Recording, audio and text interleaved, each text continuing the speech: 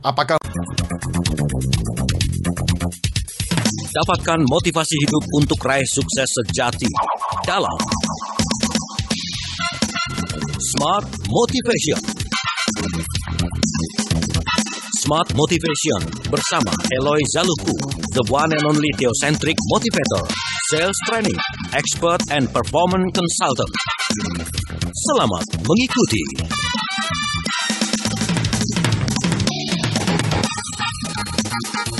Halo, selamat pagi Smart Listener di seluruh Indonesia. Memasuki bulan yang baru, kita tentu ingin memiliki semangat yang baru. Dan mumpung ini masih bulan yang ketiga gitu ya, masih ada sekitar 9 bulan lagi untuk kita lalui di tahun 2016. Tentu kita nggak ingin dong di tahun 2016 kita mencatatkan kegagalan, goal yang tidak tercapai. Dan pagi hari ini kita akan dimotivasi kembali oleh the one and only theocentric motivator, sales training expert, leadership coach, and corporate culture consultant dari Capstan Consulting. Selamat pagi Pak Eloy. Selamat pagi Mbak Ola. Setiap kali saya punya catatan dan sampai kan saya pede gitu menyebutkan. Harus karena agak panjang ya, Mbak. Agak panjang tapi ya. harus disebutkan. Harus disebutin ya, itu supaya dia. Hafal semua pendengar semua hafal ya. Dan pagi hari ini Pak Eloy juga nggak sendiri karena ada Pak Andi Iskandar. Beliau adalah trainer kemudian juga sekaligus senior partner Capstan Consulting. Selamat pagi Pak Andi. Pagi Bola. Semangat ya. Oh, semangat dong pasti. Ini di boykot di luar biasa ya bisa dihadirkan pagi hari ini karena biasanya kan susah kan? Susah banget. Susah banget ya.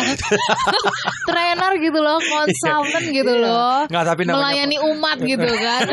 Namanya ya partner saya ya mesti kita saling mendukung. Saling mendukung. Ini kan untuk Indonesia lebih baik. Jadi kita berharap apa yang kita lakukan hari ini pagi ini itu bisa menginspirasi Indonesia. Dan seperti biasa Mbak Ola, ini kan Smart Motivation, bukan motivasi biasa. Betul. Jadi memang Smart Listeners dan sahabat Sonora, apa yang kita bicarakan ini hubungannya kelihatannya kan hubungannya dengan bisnis ya. Betul. Tetapi kalau ada pertanyaan-pertanyaan yang berhubungan dengan masalah-masalah pribadi ya, gitu ya harus coba kita bisa menampung semua pertanyaan-pertanyaan. Dan ayo silakan loh, kita nanti akan bagikan CD seperti biasa. Oke, silakan Anda yang ingin berbagi bersama dengan kami, silakan di 0812 11 12 959. 2 minggu berturut-turut kita membahas mengenai gaya kepemimpinan. Kepemimpinan itu dikulik segala macam dari sisi apapun gitu ya. Tapi kan ujung-ujungnya ini berkaitan dengan soal result, berkaitan dengan soal goalnya tercapai apa enggak. Betul. Itu sebabnya pagi hari ini Smart Listener kita mengangkat satu topik. Pak Eloy mengajak kita untuk mendalami yang namanya deliver result through execution. Penting, kepemimpinannya udah bagus gitu ya. Gaya kepemimpinannya udah sesuai, eksekusinya ujung-ujungnya kan hasil ya. Jadi kalau kita bicara mengenai leadership, kita berbicara mengenai managerial skills, maka kalimatnya adalah begini. Semua manajer bahkan sampai level CEO sebetulnya dibayar supaya apa sih? Ya supaya deliver result, menghasilkan sesuatu. Dan kalau 2 minggu terakhir kita bicara mengenai gaya kepemimpinan, ujung-ujungnya akan begini. Gaya kepemimpinan itu tidak ada satupun yang paling baik. Yang paling penting adalah Anda gunakan gaya kepemimpinan yang tepat di situasi yang tepat sehingga hasilnya maksimal. Tetapi kalau kita hanya berhenti di sana, saya khawatir resultnya tidak maksimal. Nah, itulah sebab kita hari ini akan berbicara mengenai eksekusi. Namun sebelumnya Mbak Ola, saya hanya review sedikit saja apa yang sudah kita bicarakan ya. Untuk mengingatkan. Untuk mengingatkan. Jadi apa yang sudah kita bicarakan ada 2 teori ya. Yang pertama kita membahas mengenai teori yang dibuat oleh Daniel Goleman dan teman-temannya yang mereka sebut sebagai 6 Emotional Leadership Styles. Di dalamnya kita sudah berbicara mengenai visionary style. Gayanya adalah seorang visioner. Ada juga coaching style. Bahkan ada affiliative style, itu lebih kepada kekeluargaan. Ada democratic style di mana kita memberikan kesempatan kepada anak buah kita untuk memberikan masukan-masukan. Ada juga pace setting di mana itu di saat kita dikejar oleh waktu, kita hanya punya kesempatan dan waktu yang sangat sedikit sehingga semua anak buah kita harus bekerja dengan cepat. Yang selalu saya ingatkan, kalau Anda mau menggunakan pace setting, pastikan anak buah Anda punya kemauan yang sama dengan Anda dan kemampuan yang sama. Kalau salah satunya yang ada, biasanya hasilnya justru buruk. Yang terakhir adalah commending. Commanding itu adalah di mana Anda sudah melakukan coaching, sudah memberikan visi, sudah mengajak makan bersama, kekeluargaan, sudah demokratik, dan bahkan pace setting. Dan ternyata anak buah Anda ini tidak menghasilkan sesuatu. Di situ Anda bisa melakukan commanding. Commanding itu adalah do it my way or get out of my way. Jadi lakukan cara saya. Saya berikan waktu 1 minggu atau 1 bulan. Kalau Anda tidak memberikan hasil, mohon maaf. Bye-bye, silakan mencari pekerjaan yang lain atau bergabunglah dengan tim yang lain. Itu dari Daniel Goleman.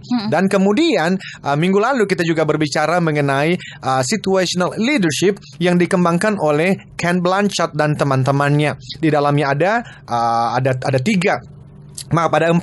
Ada directing, ada coaching, ada supporting, ada delegating. Yang kita di mana kita juga sudah melihat kasus-kasusnya. Kapan sih kita menggunakan directing? Kapan sih kita menggunakan coaching? Kapan sih kita menggunakan supporting? Dan kapan kita menggunakan delegating? Nah, hari ini harapan saya, teman-teman, team leaders, supervisors, managers, GM, directors pun itu sudah tahu. Oh, hari ini saya akan menggunakan gaya kepemimpinan tertentu waktu bertemu dengan si Budi misalnya. Tetapi di waktu jam 4 bertemu dengan Maria atau Bunga atau Mawar, gunakan yang lain. Nah, hari ini kita mendalami lebih dalam mengenai eksekusi. Di mana eksekusi itu berbicara mengenai apa yang disebut sebagai langkah-langkah untuk menyelesaikan hal-hal yang paling penting yang akan membuat perbedaan. Jadi kata kuncinya adalah membuat perbedaan. Itu eksekusi. Nah, teman-teman, smart listeners dan sahabat Sonora, nanti kita memang akan sampaikan bahwa kita refer pada sebuah buku yang membahas mengenai ini. Tetapi saya menyampaikan secara cepat dulu, Mbak Ola. Nanti kita akan melihat apa yang harus dilakukan. Tetapi ada 4 kemungkinan alasan kenapa eksekusi bisa gagal. Dan alasan kenapa kita membicarakan mengenai ini, karena ini sudah bulan Maret, Mbak Ola. Harusnya di bulan Januari perusahaan top management sudah membuat strategi-strategi untuk kita memenangkan pasar di tahun ini di tengah-tengah tantangan ekonomi dan persaingan yang semakin menggila. Nah, ayo pimpinan-pimpinan, mari managers, directors, kita lihat yuk hasilnya seperti apa sih? Karena kalau hasilnya tidak memuaskan selama 2 bulan pertama, jangan-jangan masalahnya adalah di eksekusi. Nah, kalau masalahnya di eksekusi, maka pasti terjadi kegagalan. Ada 4 faktor kegagalan eksekusi, Mbak Ola. Yang pertama, tidak paham tujuan. Jadi, memang top manajemen paham tujuan kemana, tetapi anak buah ternyata kurang paham. Biasanya di level middle ini, manager supervisors, biasanya yang kurang mampu menerjemahkan tujuan-tujuan itu kepada teman-teman yang di lapangan. Yang kedua, tidak tahu apa yang harus dilakukan untuk mencapai target. Jadi know-how-nya, teknikalnya mereka tidak punya. Nah, sehingga harus ditrainingkan. Yang ketiga, tidak punya ukuran yang jelas. Tidak ada indikator-indikator yang jelas. Dan yang terakhir, tidak ada yang merasa bertanggung jawab. Tidak ada yang merasa bertanggung jawab. Sehingga yang terjadi adalah setiap kali ada masalah, lempar bola. Setiap kali ada masalah, mencari alasan. Padahal kita tahu, orang bodoh biasanya mencari alasan. Orang pandai biasanya mencari solusi. Tapi bagaimana dia mencari solusi kalau dia sendiri merasa tidak bertanggung jawab? Atau dia bertanggung jawab tapi tidak ada indikator. Yang namanya baik atau buruk indikatornya apa? Dan atau mungkin karena memang dia tidak tahu harus ngapain. Dia tidak punya keahlian, kemampuannya, dan atau mungkin dia tidak tahu tujuannya. Itu 4 alasan kenapa eksekusi bisa gagal. Dan nanti di segmen berikutnya kita akan melihat then what? Kita mesti melakukan apa supaya harapannya, Mbak Ola, smart listeners dan sahabat Sonora di seluruh Indonesia, kita bisa memenangkan pasar di tahun ini. Dan itu harapan kita semuanya. Dan harusnya bisa-bisa. Pasti bisa. Oke, bisa-bisa pasti bisa. Ini kayaknya kita udah selesai ya Pak Andi ya. Nggak tenang. Belum selesai kok smart listener. Ini yang jadi kegusaran kita di awal tahun kemarin gitu ya. Kalau seandainya semuanya dibuat ya sudah mengalir saja, hasilnya adalah eksekusinya nggak berjalan sesuai dengan harapan. Nah, smart listener, kita akan gali lebih dalam lagi benarkah keempat hal ini yang menjadi biang kerok kenapa eksekusinya nggak berjalan dengan baik, padahal kepemimpinannya sudah berjalan dengan baik gitu ya? Karena minggu kemarin saya catat Pak Eloy mengatakan tanpa kepemimpinan yang baik tidak ada yang berjalan baik. Ini kepemimpinannya udah baik loh, kok ini eksekusinya berjalan nggak baik sih? Ada apa gitu ya? Nanti di sesi yang berikutnya kita bahas. Kita juga janji Pak Andi juga akan kasih reviewnya kepada kita. Memberikan pencerahan untuk Indonesia. Ya. Dan kami mengundang Anda untuk bergabung, silakan di 0812 11 12 959. Kami kembali sesaat lagi. Kembali Anda simak dalam Smart Motivation bersama Eloy Zaliku. Smart Motivation.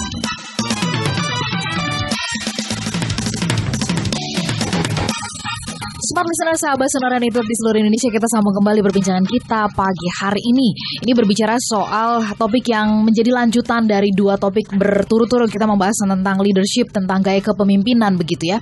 Deliver result through execution.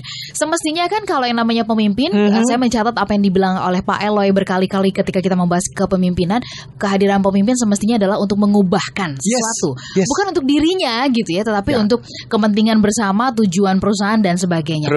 Nah, dan kalau boleh jujur memasuki bulan Maret ini banyak yang galau mungkin nih Pak Andi ya. Anak buah gitu ya udah kena semprot, kena marah, mau berangkat kerja kayaknya nggak mood gitu. Target kayaknya kok masih jauh. Ini ada apa gitu ya. Akibatnya yang dijadikan kambing hitam adalah situasi ekonomi loh gitu ya. Ini memang gimana Pak? Ini kita mau ke klien aja susah dan sebagainya. Nah, betulkah bahwa keempat hal yang tadi gitu ya, yang menjadi hal yang penyebab utama. Karena misalkan gini, tidak paham tujuan ini kan kelihatannya gampang ya. Apa benar paham tujuan tuh maksudnya kayak gimana sih gitu ya? Mungkin boleh dijelaskan lagi. Silakan. Kurang mampu menerjemahkan. Anak buah semuanya kan pasti beda-beda cara penangkapannya. Nah, bagaimana kemudian bisa diterjemahkan rata semuanya bisa mengerti? Mungkin silakan. Nah, itulah sebab kenapa saya mengajak rekan saya, karena biasanya kita bersama-sama membantu klien-klien kita ya. Jadi silakan Bro Andi, Pak Andi untuk mencerahkan Indonesia. Silakan. Sampai sejauh mana nggak paham tujuannya gitu. Silakan. Thank you Ibu Ola, Pak Eloy juga smart listener. Jadi memang masalah eksekusi ini menjadi hal yang kompleks dan rumit gitu ya. Jadi sebetulnya kebanyakan perusahaan memang membuat strategi juga hal yang sulit.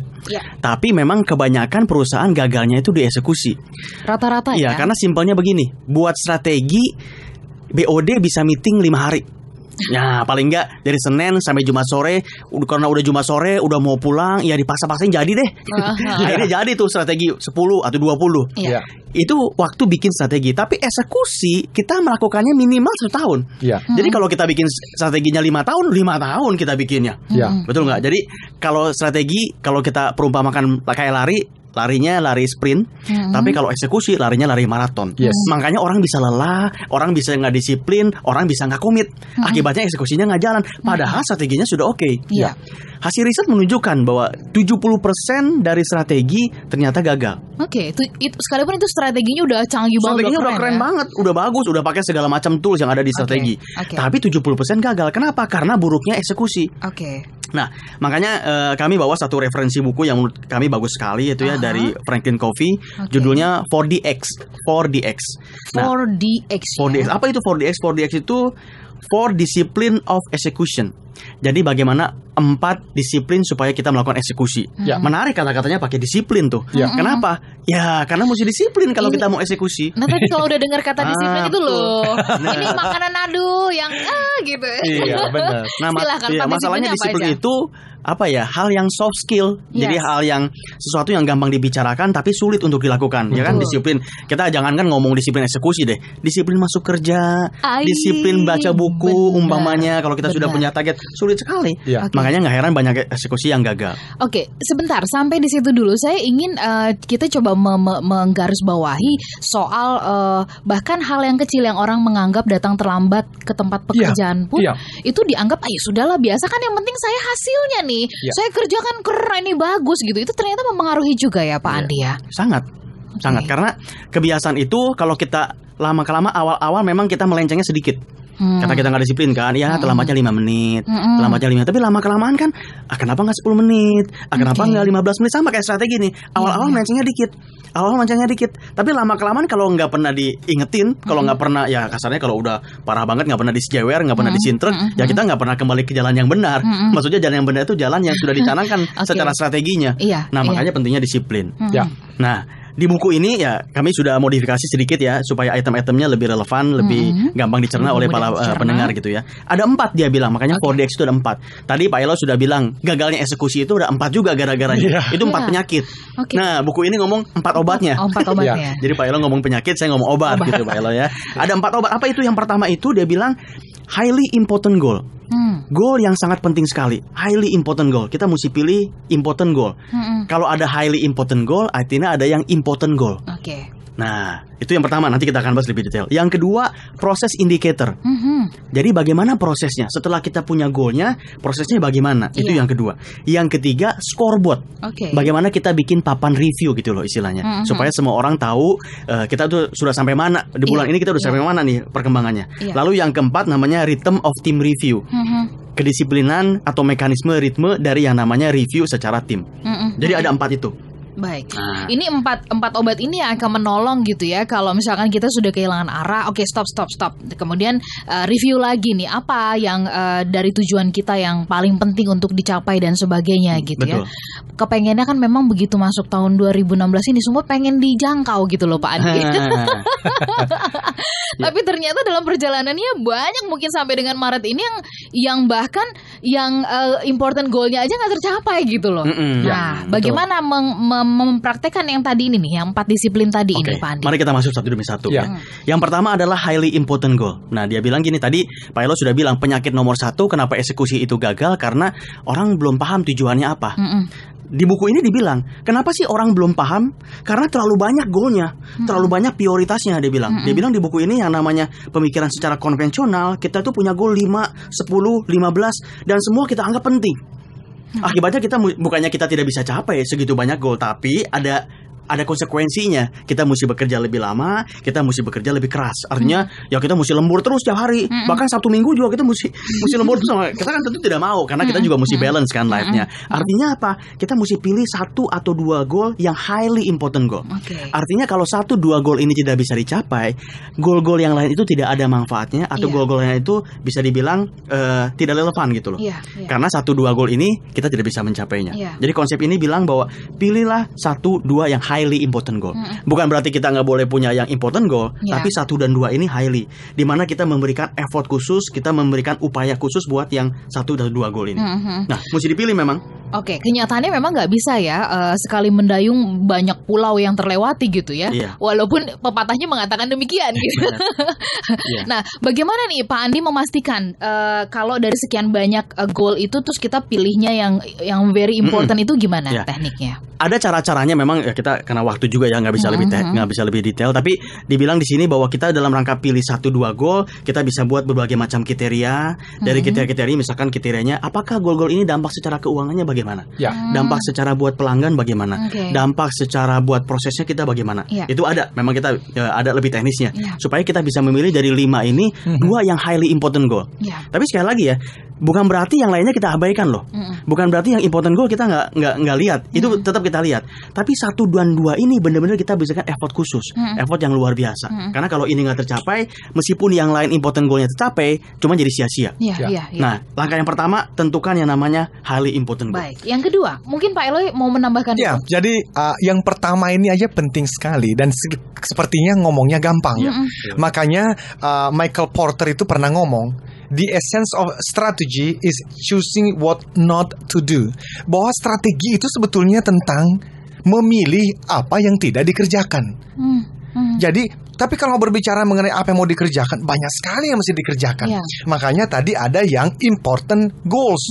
Tetapi ada juga highly important goals. Jadi seringkali waktu kita di awal tahun membuat yang namanya important goals, yang tadi Pak Andi bilang, bisa ada 15, bisa aja 20, bisa 20. Dan akhirnya karena rutinitas sehari-hari itu banyak operasionalnya, akhirnya jangankan 20, 1, 2 yang paling penting seharusnya malah nggak kesentuh. Jadi bicara mengenai strategi, ya harusnya sudah dibuat, dan waktu dibuat di awal tahun harusnya itu yang dipikirkan. Jadi maksudnya saya begini Mbak Ola, kalau ada di antara kita yang sampai bulan Maret ini ternyata masih jauh dari targetnya, coba lihat ke belakang yuk. Masih ada kesempatan nih ya untuk direview sekarang nih. Jangan-jangan saya belum. Jadi divisi kita, tim kita, perusahaan kita waktu Januari pernah membuat important goals, tapi kebanyakan. Karena yang paling penting itu adalah the most important goals, widely important goals. Yang paling pentingnya apa sih? Yang kudu kalau nggak jalan kita pasti mati dah. Nah itu yang mesti dibuat. Nah ini tadi mungkin terakhir tuh ya, jadi ukuran. Kalau nggak dikerjakan, kudu kita jadi mati. Perusahaan ini jadi nggak berjalan. Itu mungkin bisa jadi membantu ukuran apa yang penting dan kemudian yang sangat penting sekali. Oke, kita masih punya kesempatan untuk menyambung perbincangan ini gitu. Kami mengundang Anda untuk mengirimkan SMS dan juga pertanyaan, bagaimana review Anda dengan tim Anda. Kami tunggu di 0812 11 12 959. Jangan patah harapan dulu, jangan putus asa dulu gitu ya, karena masih banyak cara untuk kita mengembalikan lagi ke relnya gitu. Masih ada waktu. Ya, 9 bulan kita masih akan terus melaju di tahun 2016 ini. Kami kembali sesaat lagi, tetaplah dalam Smart Motivation. Kembali Anda simak dalam Smart Motivation bersama Eloy Zaluku. Smart Motivation.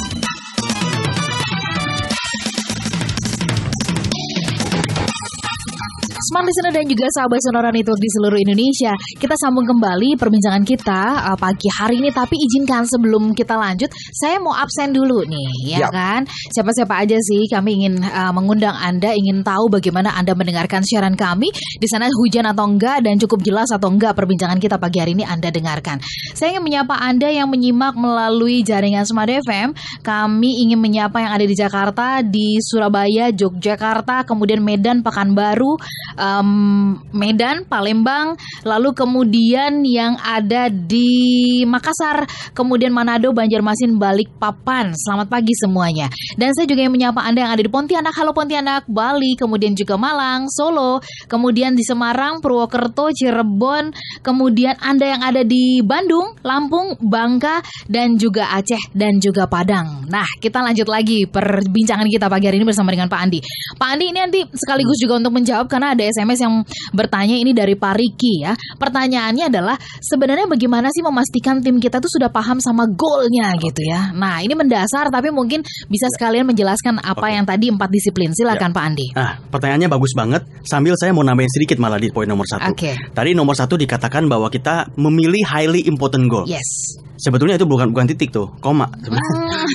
Koma. Itu koma ya. Iya, koma. Tadi Pak Riki itu bilang begini, gimana sih supaya jelas? Nah, di langkah yang pertama ini harus dibikin yang namanya indikator. Indikator itu ukuran. Nah, dalam istilahnya dia disebutnya lag indikator. Lag itu LAG. Lag indikator. Jadi itu indikatornya apa sih? Kalau kita sudah bikin goal, misalkan begini ya. Saya punya goal nih, ini contoh saja. Highly important goal saya tahun ini adalah turun berat badan. Contoh nih ya. Itu contoh apa beneran? Ada benernya juga sih. Ya, contoh umpamanya highly important itu turun berat badan. Nah, itu kan belum clear gitu. Orang bisa bertanya, saya mungkin tanya, "Oh, mau turun berat badan ya, Pak ya?" Berapa kilo gitu, karena setengah kilo turun, 2 kilo juga turun, 1 ons juga turun, gitu lah. Makanya jadi bingung kan, jadi turunnya tuh berapa, karena kita bisa beralasan. Makanya perlu yang namanya lag indikator. Nah, dibilang bahwa lag indikator itu tipsnya begini, bikin gini, dari X sampai Y kapan, dari X ke Y kapan. Jadi saya turun berat badan. Misalkan berat badan saya sekarang contoh aja 70. Berarti dari 70 ke 60 kapan? Desember 2016. Nah, itu membuat orang-orang jadi lebih clear. Oh, kita itu maunya begini ya. Ada due date-nya, ada indikatornya. Nah, itu yang nomor pertama tuh. Rentang waktunya masih jelas. Rentang waktunya jelas, karena kalau enggak, oke, saya mau turun 70 ke 60. Kapan? Dalam 5 tahun. Oh, dalam 5 tahun makan dulu, Bro. Sini. Jangan serius amat, tapi 5 tahun masih lama banget. Tapi kalau saya bilang 70 ke 60, kapan? 3 bulan. Wow. Udah, Indi, lu jangan makan dulu, Indi. Kamu kesana dulu, kamu olahraga, Indi. Karena due date itu penting di sana. Nah, itu langkah yang pertama, Mbak Ula. Jadi, kita menentukan goal-goalnya yang mana, lalu kita masukkan indikator untuk masing-masing highly important goal. Baik. Terus kemudian yang berikutnya, indikatornya cukupkah dengan rentang waktu yang jelas atau ada hal yang lain? Cukup itu dulu. Cukup itu cukup itu ya. dulu. Oke. Lalu langkah yang kedua namanya proses indicator. Nah, proses indicator begini. Oke lah, kita tadi sudah bikin goalnya kan. Goal gedeannya kita sudah bikin. Paling enggak sekarang tim kita paham. Oh, goal saya itu ya. Oh, goalnya Pak Andi itu turun berat badan 70 sampai 60 dalam waktu 12 bulan sampai Desember. Oh, paham, paham, ngerti. Jadi penyakit nomor 1 udah selesai itu. Oke. Tapi kan kalau dalam tim kita penyakit nomor 2 tadi dikatakan, bagaimana caranya ya? Gimana caranya tuh? Memang ini mesti naik, emang ini mesti turun. Tapi bagaimana caranya? Nah, disebutnya namanya proses indicator. Oke. Proses indikator itu bagaimana kita menjalankan prosesnya. Contohnya begini yang tadi ya, supaya lebih kebayang. Lag indikator tadi di langkah pertama saya bilang 70 sampai 60 dalam rangka waktu Desember 2016. Itu goalnya, gedeannya. Tapi prosesnya apa? Ya prosesnya sebenarnya saya bisa mikir nih. Prosesnya apa ya? Oh, pertama saya mesti jaga makanan. Sehari mesti 2000 kalori umpamanya. Lalu seminggu saya mesti ke gym 3 kali. Itu prosesnya. Kapan saya mesti menjalankan tuh? Ya kalau dalam menjaga makanan setiap hari. Kalau ke gym setiap minggu. Nah, kata-kata disiplin itu di situnya. Jadi dia bilang di langkah kedua itu sebetulnya kalau prosesnya kita jalankan, jangan terlalu khawatir dengan lag indikator yang di awal, karena sudah pasti bahkan berhasil. Oke. Seringkali kita fokusnya ke lag, tapi kita nggak tahu detail aktivitas yang mesti dilakukan setiap hari itu apa sih. Jadi orang miss gitu loh. Jadi umpamanya seperti saya nih, saya bikin goal seperti itu ya. Tapi setiap minggunya, setiap harinya saya nggak tahu saya mesti melakukan apa. Sehingga nanti udah Desember 2016, besok saya mau timbang badan nih, sampai berdoa gitu, Tuhan tolong besok mau timbang badan, Tuhan tolong turun 10 kilo. Nah, ya nggak mungkin tiba-tiba dari sorga turun. Karena prosesnya saya nggak gitu jalanin, karena prosesnya selama setahun ini ya saya nggak jaga makanan, pola hidup saya juga nggak berubah, saya nggak olahraga, seperti biasa saja. But I expect different result. Nah itu yang mustahil tuh, kata Einstein itu namanya insanity. Oke. Ini siapa yang bisa membantu mengarahkan apa yang harus kita lakukan dalam proses indikator tadi? Nah, ini jadi saya juga mau bawa ini ke level individual ya. Karena ini sepertinya kan kita bicara untuk organisasi. Tapi karena ini smart motivation, bapak-bapak, ibu-ibu, rekan-rekan yang lagi mendengarkan kita, ini juga untuk pribadi kan sebenarnya penting sekali. Jadi Anda menginginkan punya sepeda motor misalnya. Pokoknya di Desember 2016 saya sudah kemana-mana punya mobil sendiri. Itu adalah berarti udah ada lag indikatornya. Tetapi kalau Anda tidak menentukan caranya, proses untuk mencapai ke sana, Pak, kita nanti ketemu di bulan Desember masih naik ojek. Kenapa? Karena proses itu mesti dijalankan. Teman-teman sales, jangan lupa, ini juga penting sekali. Kalau Anda tidak mencapai target penjualannya, ya jangan ngomong, ya habis ekonominya lagi lesu. Kata siapa ekonomi lagi lesu? Kalau nanti saya tanya kompetitor Anda, ada nggak yang mencapai target? Ya ada sih, kemungkinan besar Anda belum fokus pada prosesnya. Misalnya, kalau Anda mau presentasi 10 dalam seminggu, Anda berarti mesti canvassing, Anda mesti telepon, Anda mesti prospecting. Let's say berapa? Apakah 40 dalam minggu itu? Jadi ada prosesnya yang mesti dijalanin. Walaupun nanti kita akan membahas, iya sih udah punya juga prosesnya, tapi kenapa kok masih nggak jalan? Well, nanti kita akan sampaikan. Tapi saya lagi menjembatani bahwa apa yang kita bicarakan ini bukan hanya untuk level perusahaan. Di dalam pribadi, di dalam kehidupan sehari-hari pun, orang-orang sukses itu sadar atau tidak, mengaku atau tidak mengaku, sebetulnya melakukan keempat langkah ini. Dan bagi kita yang ada di luar sana, ayo kita juga dapatkan hidup yang lebih baik dengan mengikuti keempat langkah ini. Jadi yang pertama, wildly important goals. Siapa sih? Jangan lakukan semuanya, karena Anda tidak mungkin bisa yang jadi yang terbaik di semua. You can be the best. Anda bisa menjadi yang terbaik di dalam bidang tertentu, tapi Anda tidak bisa menjadi yang terbaik di dalam semua bidang, kan? Yang kedua, kalau Anda sudah menentukan apa wildly important goals-nya, aktivitas hariannya apa saja, itu yang sedang dibicarakan oleh Pak Andi. Silahkan lanjut. Oke. Baik, ini berarti semakin jelas bahwa ini anggap saja di tahun 2016 ini saya juga kan pengen jadi pribadi yang lebih baik nih. Ya kan? Targetnya apa? Highly important goalnya menjadi pribadi yang baik itu masih jelas ya.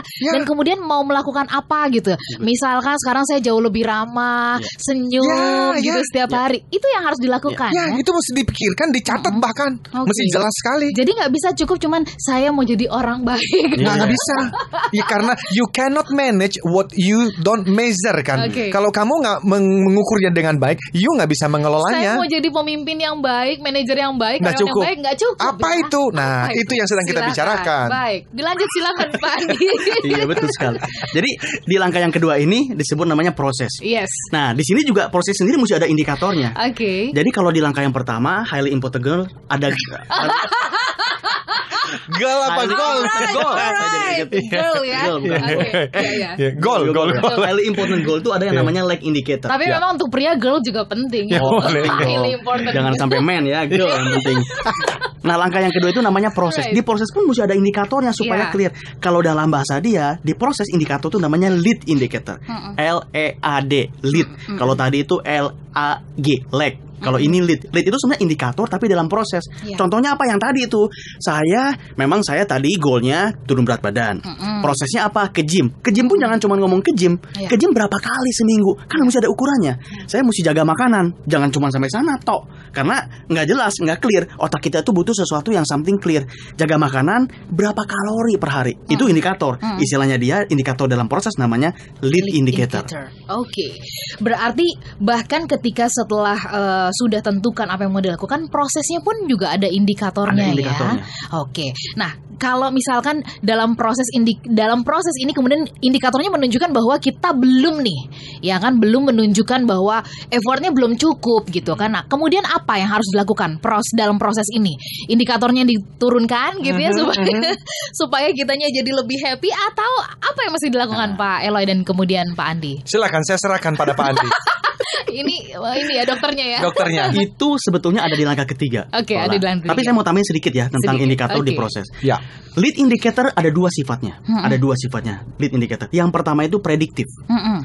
Yang kedua dapat kita pengaruhi secara langsung. Sifatnya yang pertama prediktif. Artinya begini, kalau lead indicator itu saya lakukan secara disiplin, secara rutin, prediktif bisa mencapai goal yang di langkah pertama. Jadi istilahnya kalau dalam buku ini bagus sekali digambarkan yang namanya lead indicator itu kayak batu gede, Lalu kita lagi ngomongin di pengungkit, kita lagi ngungkit batu gitu, pakai kayu gitu ya, batunya batu gede, itu lead indicator. Seberapa besar batunya, seberapa kecil batunya tergantung ukuran di lead indicator. Kalau saya berat badannya 10 kilo dalam waktu 12 bulan, sedang lah. Tapi kalau saya cuman 1 kilo dalam waktu 12 bulan, ya batunya batu kecil.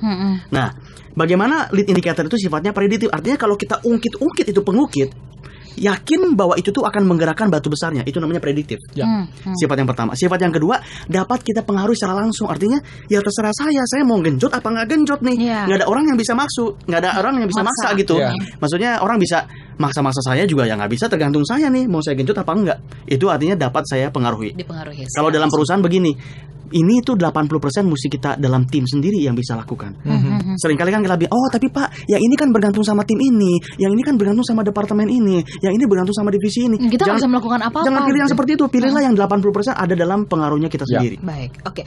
Ini menarik ya soal prediktif dan kemudian dapat dipengaruhi. Ya. Apakah soal proses indikator tadi ini penting kita kalau dalam tim ya Pak, itu kita sepakati bersama di awal soal indikator ini, atau memang pemimpin yang harus menentukan? Kalau pribadi, ini perlu kita share nggak ke orang-orang? Nanti kalau kita share dibilangnya, wah sombong banget sih, berat badan mau turun aja pakai dikasih tahu gitu. Mau jadi orang baik aja mesti diumumin gitu. Silakan Ya, Pak nah, Andi. Sama seperti waktu menentukan highly important goal, itu nanti kita ada kriteria ya kalau kita bisa ngomong secara teknis. Waktu kita ngomongin proses indicator atau lead indicator juga nanti ada mekanismenya. Sebetulnya kita bisa bikin berapa kriteria. Saran saya, berdasarkan pengalaman, waktu pertama kali bikinnya sama-sama dengan tim. Jangan pemimpinnya aja, bikin dengan tim. Jangan pilih lebih dari 3 dulu yang namanya proses indikator. Cukup 3 dulu. Karena kalau kebanyakan nanti jadi nggak fokus lagi. Iya. Saran saya awal-awal 2 dulu proses indikator, maksimal 3. Nah itu juga ada mekanismenya, bagaimana buatnya, caranya seperti apa. Tapi prinsipnya harus ada leg indicator, harus ada lead indicator. Okay. Nah nanti di tahap yang ketiga baru nanti kita bisa cek, Iya. betul nggak lead indicator itu ngungkit batunya itu betul nggak? Iya. Jangan-jangan kita udah capek-capek, ungkitannya digembrok-gebrok gitu ya, tapi tetap aja batunya nggak bergerak sama sekali. Nah, kita doing the wrong thing. Oke. Ini sama halnya dengan udah kerja mungkin sudah lebih dari 9 jam lembur terus gitu. Tapi kemudian kok hasilnya nggak berubah ya? Betul. Kira-kira seperti itu ya. Nanti di sesi yang berikutnya Smart Listener kita sambung lagi dalam 4 disiplin ya untuk memperbaiki tadi gitu ya. Yang kita nggak tercapai atau eksekusi yang buruk tadi itu ada 4 disiplin. Kita sudah memasuki 2 hal, highly important goal, terus kemudian proses indikator, scoreboard, dan kemudian tim review. Nanti kita bahas di sesi berikutnya. Tetap bersama dengan kami Smart Listener, sahabat Sonora Network. Kami kembali sesaat lagi. Kembali Anda simak dalam Smart Motivation bersama Eloy Zaluku. Smart Motivation.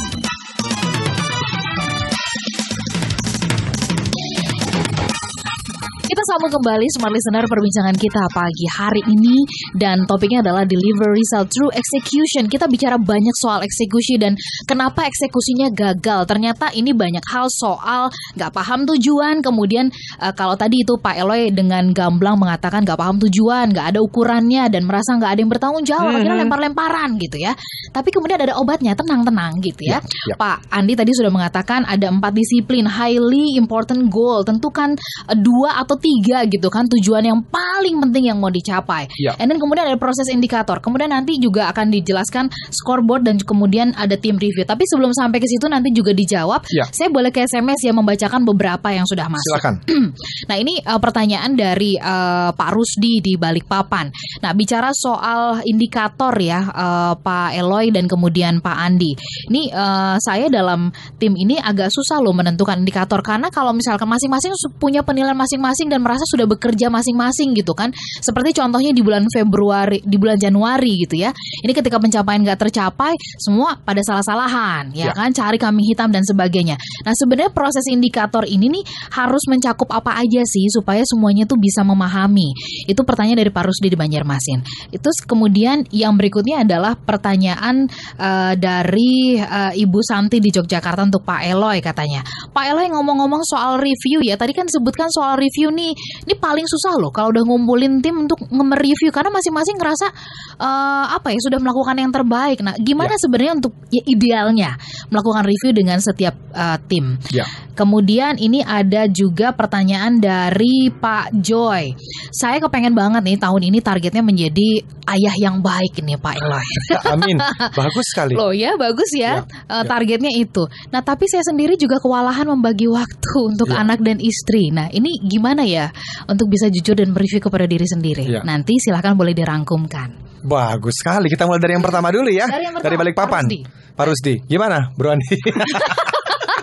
Proses indikator apa saja yang harus mencakup di dalamnya? Silakan. Iya, sebenarnya waktu kita ngomongin proses indikator, hal yang pertama yang mesti kita lihat bahwa ini itu bukan dibuat sendiri oleh pemimpin, tapi ini bareng-bareng. Jadi tidak ada alasan bahwa ini saya nggak ngerti, ini dibuatnya bareng-bareng loh. Memang ada mekanismenya dalam rangka kita membuat proses indikatornya, termasuk apa aktivitasnya, apa juga indikatornya. Jadi ini bareng-bareng nih.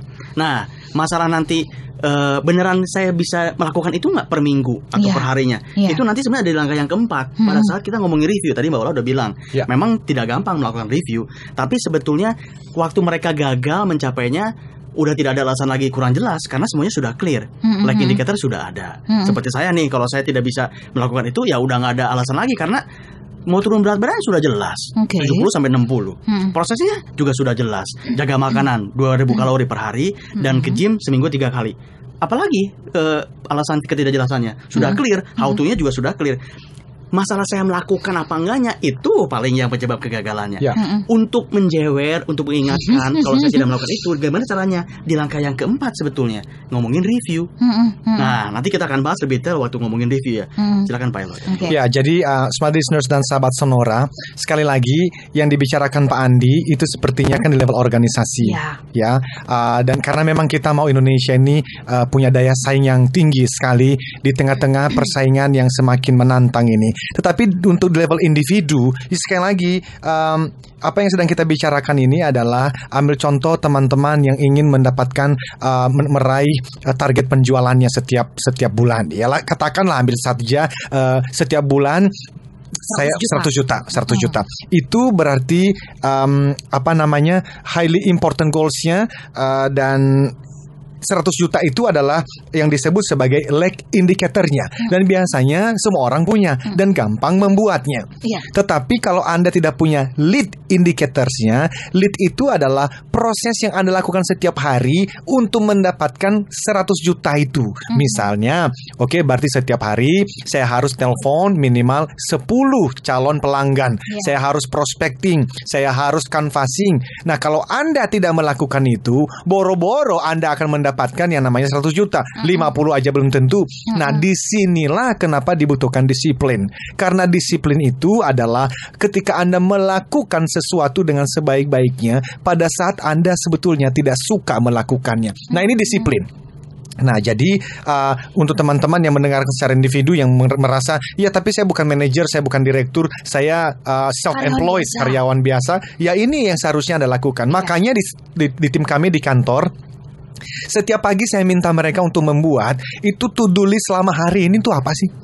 Karena sering kali tanpa to-do list itu ya, sampai nanti sore jam 5, jam 6 itu kita ngerasa seharian sibuknya setengah mati. Tapi waktu ditanya, lu ngerjain apa sih? Ya sibuk Pak saya. Ya apa hasilnya? Karena you are paid to deliver result. Anda itu dibayar oleh perusahaan untuk menghasilkan sesuatu. Apa itu? Itu hanya bisa dilakukan kalau prosesnya, lead-nya itu ada minimal to-do list-nya. Nah, itu minimal yang saya harapkan dari talk show ini. Teman-teman, kalau Anda tidak terbiasa di pagi hari membuat to-do list Anda selama 1 hari, do it now. Lakukan pagi ini. Jangan pernah memulai pekerjaan sebelum ada to-do list-nya. Berarti ini makin diperjelas, membantu. Jadi supaya kemudian kita bisa meraih sesuatu, lag-nya tadi sudah dibikin ya, sudah ditentukan. Lead-nya nih ya, yang akan menuntun kita melakukan apapunnya. Terus kemudian pertanyaan dari Yogyakarta tadi, dia pengen jadi ayah yang baik. Tapi bagi waktunya susah loh gitu. Jadi kebetulan saya dan sahabat saya Pak Andi ini punya values yang sama. Kita sampai berani mengatakan begini, boleh saja kami gagal dalam karir, tapi Tuhan tolong jangan sampai kami gagal dalam keluarga. Karena kami ingin menjadi suami terbaik kepada istri kami. Kami hanya punya satu. Tunggu, istri kami maksudnya istri masing-masing ya. Harus dijelasin dulu, salah paham nanti. Dan ayah teladan bagi kedua anak kami. Saya punya 2, laki-laki dan perempuan. Sahabat saya Andi juga punya 2 anak, dua-duanya putri. Jadi Pak, bagus sekali impiannya. Dan memang kalau mau membangun Indonesia harus dimulai dari keluarga. Dan kalau membangun keluarga yang baik, seorang ayah memainkan peranan yang sangat penting. Nah, pertanyaannya bagaimana dengan waktu? Yes, I know. Saya juga menghadapi pergumulan yang sama. Pak, saya hanya bisa berdoa. Bapak memang bisa menjadikan keluarga sebagai prioritas. Dan kalau keluarga adalah prioritas, ya memang tadi itu Pak, kalau memang keluarga highly important goals-nya, di saat-saat ada waktu-waktu yang sepertinya ya mengambil waktu keluarga, ya memang mesti ada resiko sih Pak, mengorbankan yang saya nggak bisa ngomong karena Bapak yang tahu lah. Tapi saya mengatakan yang Bapak harapkan ini bagus sekali. Dan tentu Bapak ya mesti memutuskan. Dan ya semoga Tuhan menolong Pak, karena saya tahu ini bukan pekerjaan dan bukan komitmen yang mudah untuk secara disiplin kita melakukannya. Kita masih punya kesempatan sih Smart Listener pekan depan untuk menyambung perbincangan kita, karena kita masih banyak yang miss banget. Tapi kemudian di akhir perbincangan kita nih, Pak Andi dan juga kemudian Pak Eloy, apa yang menjadi benang merahnya, poin-poinnya supaya kita semuanya ketika menghadapi atau masuk dalam eksekusi ini gitu ya, kita akan sadar bahwa kepemimpinan itu penting ya dalam memimpin semua apa yang kita kerjakan dalam setahun ini. Tapi kemudian sadar juga ada eksekusi-eksekusi yang gagal. Tadi 4 hal sudah dibukakan Pak Eloy, 4 obat sudah dibukakan oleh Pak Andi. Nah, apa yang menjadi poinnya nih supaya kita maju lagi, bangkit lagi, memperbaiki eksekusi kita? Kita masih ada segmen lagi nanti kan? Ini belum segmen terakhir kan ini? Ini segmen terakhir Pak Eloy. Segmen terakhir bro. Emang ya kalau kita sudah ngobrol di Smart Motivation luar biasa ya. Wow, Luar biasa ya. Saya quote saja dari Dr. Maurice Chang, ini chairman dari TSMC, mengatakan without strategy execution is aimless, without execution strategy is useless. Jadi tanpa strategi eksekusi itu nggak kemana-mana. Tapi tanpa eksekusi strategi itu sebetulnya nggak ada artinya. Nah, jadi eksekusi penting sekali di level individu maupun organisasi. Dan ini baru bulan Maret, masih ada kesempatan. Justru saya memberikan kesempatan, sahabat saya, rekan saya Andi Iskandar ini memberikan rangkuman dari keempat hal yang obatnya tadi itu loh. Jadi yang pertama, yang kedua, yang ketiga, yang keempat, apa yang harus dilakukan? Oke, silakan Pak Andi. Oke, tadi kita udah ngomong ya, seringkali kegagalan eksekusi itu karena 4 hal yang tadi Pak Elo sudah bilang. Nah, di dalam referensi yang kita bahas pada pagi hari ini, 4DX, ada 4 hal, memang kita baru bahas 2 hal. Nanti next time gitu ya, kita bisa bahas 2 hal yang lagi. Yang pertama, tentukan dulu highly important goal. Karena tanpa itu, kalau kita maunya terlalu banyak, kapasitas nggak banyak, repot kita menjalankan semuanya. Bukan berarti important goal tidak boleh ada, harus ada. Tapi kita pilih 1 apa 2 yang highly important goal. Kalau ini nggak berhasil, yang lain nggak ada artinya. Oke, di dalam highly important goal, tentukan ukuran. Karena harus ada ukuran. Gitu ya. Peter Drucker pernah bilang gini, apa yang nggak bisa diukur nggak bisa di-manage. Jadi manajemen itu is about ukuran sebetulnya. Ya, itu yang pertama. Lalu yang kedua, setelah kita tahu gedeannya, jangan lupa ada proses yang mesti kita jalankan. Di sini orang yang sering nggak sanggup, di sini orang yang sering kali jatuh. Padahal kalau sebetulnya prosesnya kita jalankan, hasil itu udah pasti dapat. Gitu kan? Tapi seringkali orang mimpinya gedean begini, tapi prosesnya nggak mau ngejalanin. Ya itu gampang dibicarakan, susah dicapainya. Prosesnya silahkan dibikin apa ya, sedetail mungkin. Plus mesti ada indikatornya juga. Di situ yang namanya lead. Tadi yang atas namanya lag. Lead ini sifatnya apa? Ada 2, prediktif dan bisa kita pengaruhi. Nah, nanti di kunci yang ke langkah ketiga, scoreboard, dan langkah keempat namanya rhythm of team commitment, kita akan bicarakan lebih lanjut bagaimana memastikan yang highly important goal dan prosesnya bisa dilakukan dengan baik. Oke. Tapi rasanya ini di pekan ini cukup untuk membantu kita, kemudian duduk sejenak, kemudian dengan tim atau Anda secara individu, tentukan apa yang menjadi highly important goal Anda, dan berusaha untuk berusaha keras untuk di dalam proses itu tetap setia. Harus disiplin. Coba kalau minggu kemarin saya tuh dikirimin WhatsApp ini untuk menutup gitu ya. Dikirimin WhatsApp cerita begitu panjang oleh Pak Eloy. Saya cuma jawab 1 kata. Setia. Setia.